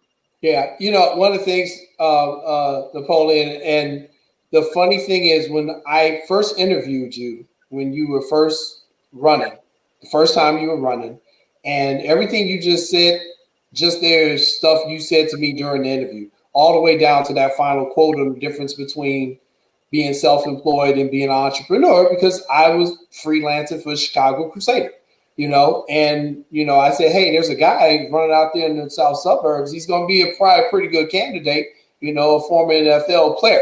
So, you know, I know your message has always been consistent. I know you have been making strides out there in Harvey. Let me ask you a little bit about what we're seeing now with our political system around this country. And I'll try to keep it to Illinois, but we need to look at this from a national perspective. I can't ever remember in my lifetime seeing this country this divided on partisan lines to the point where it's literally like you are picking a gang side and you are either on one or the other. And no one is communicating. There doesn't seem to be any common ground. And I am very nervous about this country coming up with this election in November. As a person who's inside on it, talk to me about this political environment we are currently in, and do you have any of the same fears that I have? Absolutely. I'm no different than you, Jason. I have some of the same fears. When you really think about the political climate, you hit it right on the head. You're choosing sides. You're the left or the right. And for me, my politics is just different. I don't believe in being over here or over there. I believe in standing up for what's right. I think if something is right, it's right. If it's wrong, it's wrong. But I also believe in that doesn't make you any lesser than me. It doesn't make you a racist, doesn't make you a bigot, anything just because me and you don't agree on an issue. And I think what politics have turned now to that, if I don't agree with you on something, then I'm racist. But if you don't agree with me on something, you're racist. Versus that we just have a philosophical disagreement on the issue. I try to keep things issue-based or issue-related because as a Democrat, there's some things that Democrats, quote unquote, their platform believe in that I personally don't. There's some things that Republicans agree with that I don't agree with, and there's some things that they do that I agree with. I think when you try to put a one-size-fits-all on everything, it never turns out right because as people, we are multifaceted. We have different opinions about different subjects. So it depends on the topic of that day, of that interest, to say, what do I believe versus what I don't believe.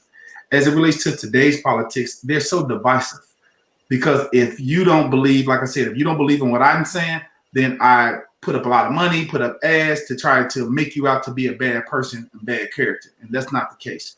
There's a lot of good people that are Democrat. There's a lot of good people that are Republicans. There's some bad Democrats. There's some bad Republicans. That's the same thing with any race, creed, or religion.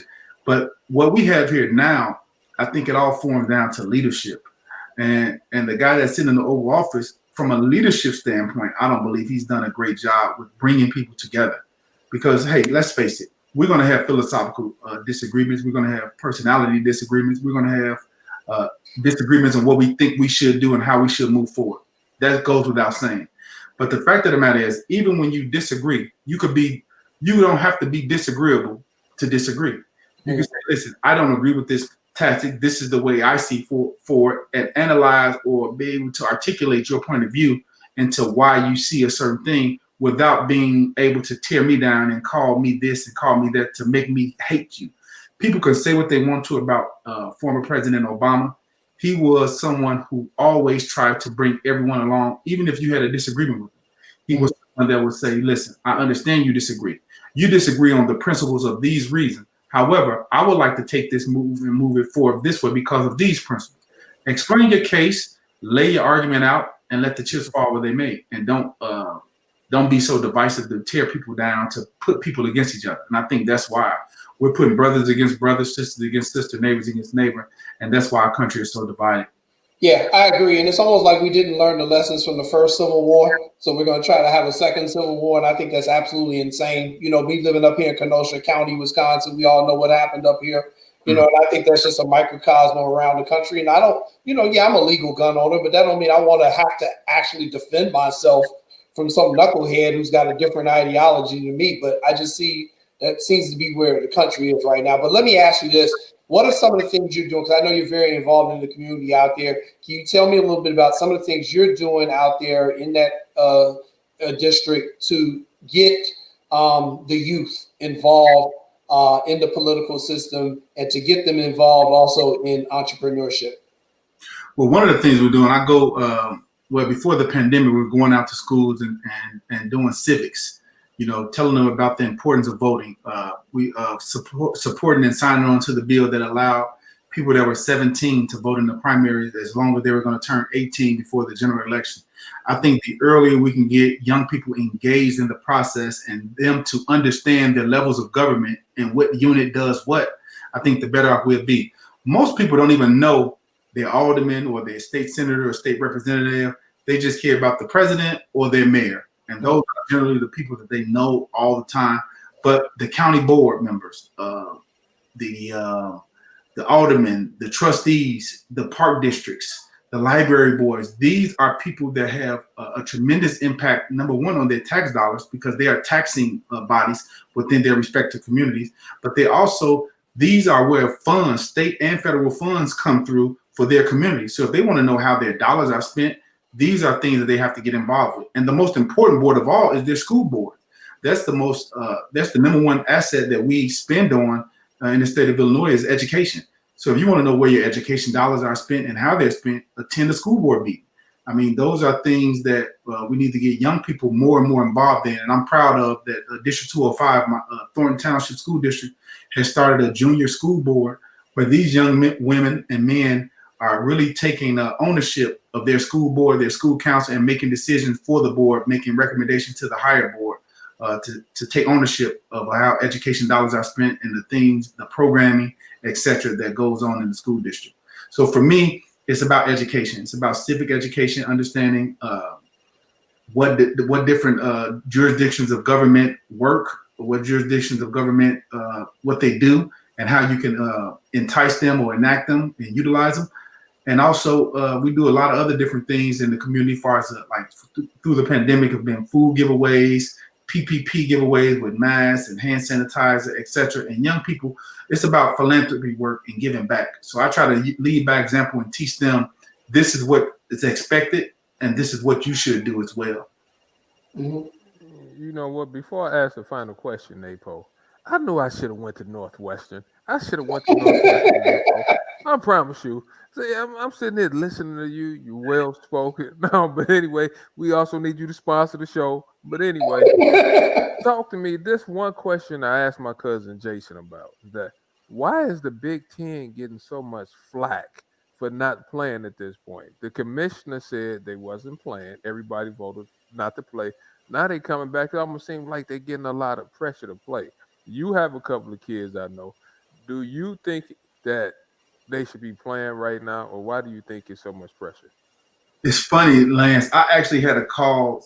I got a text yesterday and a follow-up call today from a representative from the Big Ten, from the schools, as well as another senator, asking me to sign on to a petition to march with parents on this weekend to do to start youth sports, high school sports back here in Illinois, and to talk about the Big Ten as well. Because Kevin Warren, who's the president of the Big Ten, was actually he was the COO in Minnesota when I was there with the Vikings. So I know Kevin really well. He's a great guy, very sharp, analytical guy. He understands the process. He knows what's the right thing to do.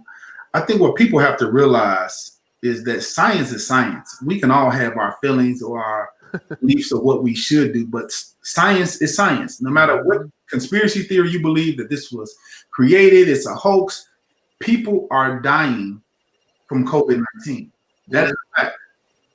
COVID-19 is a disease. That is a fact. COVID-19 is infectious. That is a fact. We cannot put young people in harm's way without a tangible process in which that we feel that we can protect them to the best of our ability.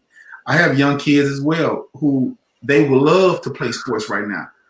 As a parent, we're making the decisions to not allow them to play for their safety and well-being. I agree with the Big Ten stance on not playing at this current moment, because when you think about it, the reason why there's so much pressure because the bigger schools see this as revenue. When you think about the schools that are really protesting to get this done, it's being really spearheaded by Ohio State and Nebraska. Mm-hmm. The state of Nebraska, let's start with Nebraska. The state of Nebraska has no professional team. Right. College football is their professional team. They're putting 80, 90,000 seats a week to go, and that's a huge generator of income for their state. There's a lot of jobs every Saturday when you talk about the sanitation crews, the concessions, the parking, the ticket price per seat, etc. There's a lot of money being quote unquote lost as it comes to revenue. The TV contracts not getting paid because there's no games to be televised. We talk about Ohio, the hotbed for football. You know, they say the birthplace of football.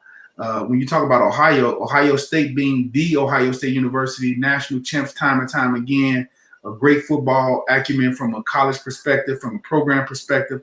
They have a great team, and they feel like this is their shot to be a national champion. They don't want to squander that. They have a great team this year, and they want to put that on display.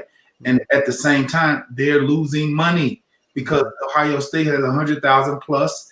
They pack it up every time they have a home game. Concessions, the ticket prices go through the roof. They selling jerseys. We understand there's a financial liability caused by all of this. But I don't think any amount of money is worth the safety and livelihood of young people's lives. Perfect. Yeah, I agree, Napo. And I know being an IHSA sports official, I also learned the news of what the IHSA is trying to do. They come into the state legislature. There's the flyer for the rally that they're doing this Saturday down at the James R. Thompson Center. They want people to come down there to try to force the hand of people like you, Senator Harris, and say, we're going to take this away from the IHSA, and we can make the decision on if these schools should be able to play and practice. And, I just kind of, Lance asked you about the college part of the Big Ten. I'm just going to ask you about the IHSA because I told everybody as a sports official, I'm not reffing until 2021.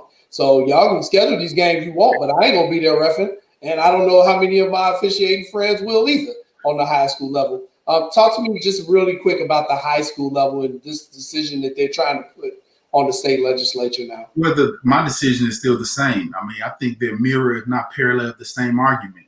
If it's not safe, it's not safe. Science is science. One of the things that strike me, let's go back to college for 1 second. One thing that strikes me with this is that they talk about every time you hear the NCAA, the board of directors, the president of the NCAA, Mark Emmert, always talk about the student athlete. We don't want to pay players because it's about the education. It's about the, well, why is such a rush to play these games? Because it's not about the education.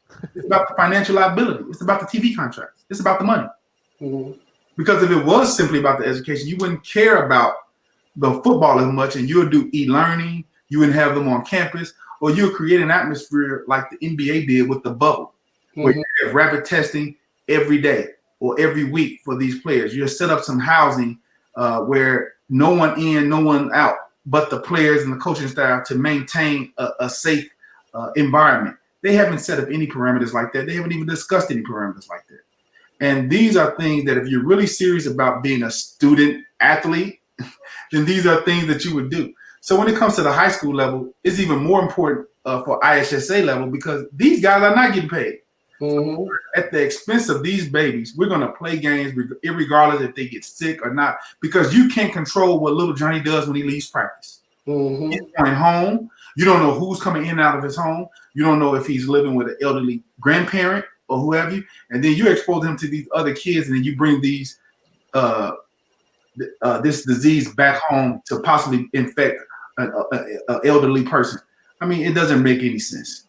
Yeah, I agree. Well, State Senator Napoleon Harris, thank you so much for joining us today and reminiscing on your days as a Thornton Wildcat and talking college and just so many topics. We'd love to have you back soon. And everyone go out there and support his businesses, Beggar's Pizza. But once again, just thank you so much for joining us, Senator Harris, and we look forward to seeing you again. Thank you, guys. I really appreciate this show. I'll be in touch, too. So, okay. All right, thank you. Well, Lance, we've got about 5 more minutes left here on what I think was one heck of a show. What are your thoughts? It was one heck of a show. I mean, the guys from Thornton, they did a really good job, Jay. I mean, I thought it was excellent. I thought when Maya jumped on, I thought that was excellent. I thought it was a great job. But Jay, you know what I want you to talk about real quick? Naomi Osaka before we get off the air. Yeah, I'm definitely going to talk about Naomi Osaka. She won the U.S. Open singles title. It's her second time, I think, winning that title. It was the second time. But, she had 7 matches to win that Grand Slam. There she is. And for each one of her matches, she wore a victim of I don't even know how to say it. I don't want to say police violence. Let's just people who were killed by the police, murdered by the police. And she honored those victims with wearing one of her masks and having their names on it. I think Naomi is really coming into her own as a young woman. A lot of people don't know that Naomi caught a lot of flack because she's Japanese. But one of her parents is Black, I believe, so she's mixed. Mm-hmm. I know Maya can speak to this even better than I can because this is pretty much talking, she's from the same background as Naomi, pretty similar. I was very proud of her. I think she's coming into her own as a woman. I think she's using her platform to speak out on social justice issues, which many of them are. And she's one hell of a tennis player. She's a good player to watch. And when Serena is passing that mantle, I would be very proud to see Naomi take it from Serena. She did an excellent job, Jason. I mean, just going out there, because really, when you really think of tennis, unlike the NBA and NFL and some of the other sports, there's some other guys around, other ladies around. Mm-hmm. She basically, to me, she's an individual. She's out there on her own, basically. And what she did, the things that she's been saying, she's been great not only for tennis, but she's been great for all the African-American community out there and the Japanese community also. So I couldn't leave off the show with at least talking about Naomi and telling her to keep on doing what you're doing keep playing hard, keep winning, and keep being outspoken. Without a doubt. We're going to try to get Katrina Adams here next week, folks. If not next week, the week after that. Katrina Adams is the former head of the United States Tennis Association. She's basically the head person in charge. She's a Chicagoan, a graduate from Whitney Young. She couldn't do it during the time of the U.S. Open just because she was so busy, but she did say she was going to come on to the show. So we're going to try to get her in the next week or two, and we'll talk to her about that. And then also our Chicago Sky. We can't get out here without talking about our WNBA team, the Chicago Sky. My goodness, they are qualified for the playoffs. They play tomorrow at 6 p.m. against the Connecticut Sun. This year's playoff format is different. So this first game is a win or go home. There's no series. It's kind of like college. So, Lance, what type of pressure do you think is on the Sky here tomorrow playing against the Sun? You know what? It is pressure, Jay, because they played really well last year. And this year, I think we have to step it up a little bit. I know we short-handed with Diamond leaving, but I think if we can beat them on the boards, Jay, we should win the game. But we have to win the rebound battle because the one thing that the Suns do, they rebound at a high clip. And we have to step up on defense. We're last in the playoff teams in our defensive rating. So if we step up our defense, we should be fine. And Cooper has to have a big game tomorrow, Jay. Yeah, I agree with you. Copper, rather. I'm saying Cooper. Copper. I think the Sky, the injuries really hurt him, and Diamond having to lead the team, and then Stevens being out for the year.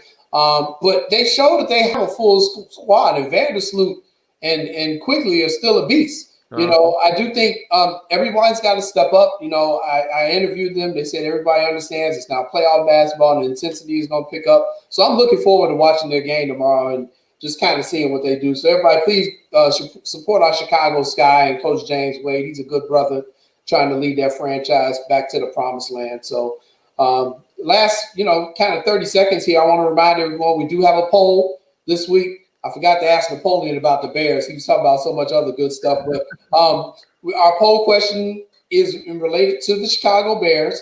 And after watching this first game, what are your expectations from the Bears? Are they an excellent team that is going to go to the Super Bowl? Are they a good team that will make the playoffs? Are they an average team that will miss the playoffs? Or are they just bad and we need to rebuild? So final thoughts from you? You know what? Playoff team, Jay. Playoff. I'm optimistic. I'm going to think positive about my Bears. I know what you said earlier, but we're going to the playoffs. Fire Pace, fire Nagy, find a quarterback. We'll see you in 2020. You're brutal. You're brutal. I'm leaving that one alone. Brutal. For my cousin, Lancy Irvin, our fabulous producer, Maya Kai, for all of you who tuned in, thank you so much. Join us next week here on What's Up Cuz, 6 to 8 p.m. Don't forget to download the app, iTunes, Google Play Store, or the Amazon store. We'll see you next week. Thanks a lot, everybody. Peace. See y'all next Monday.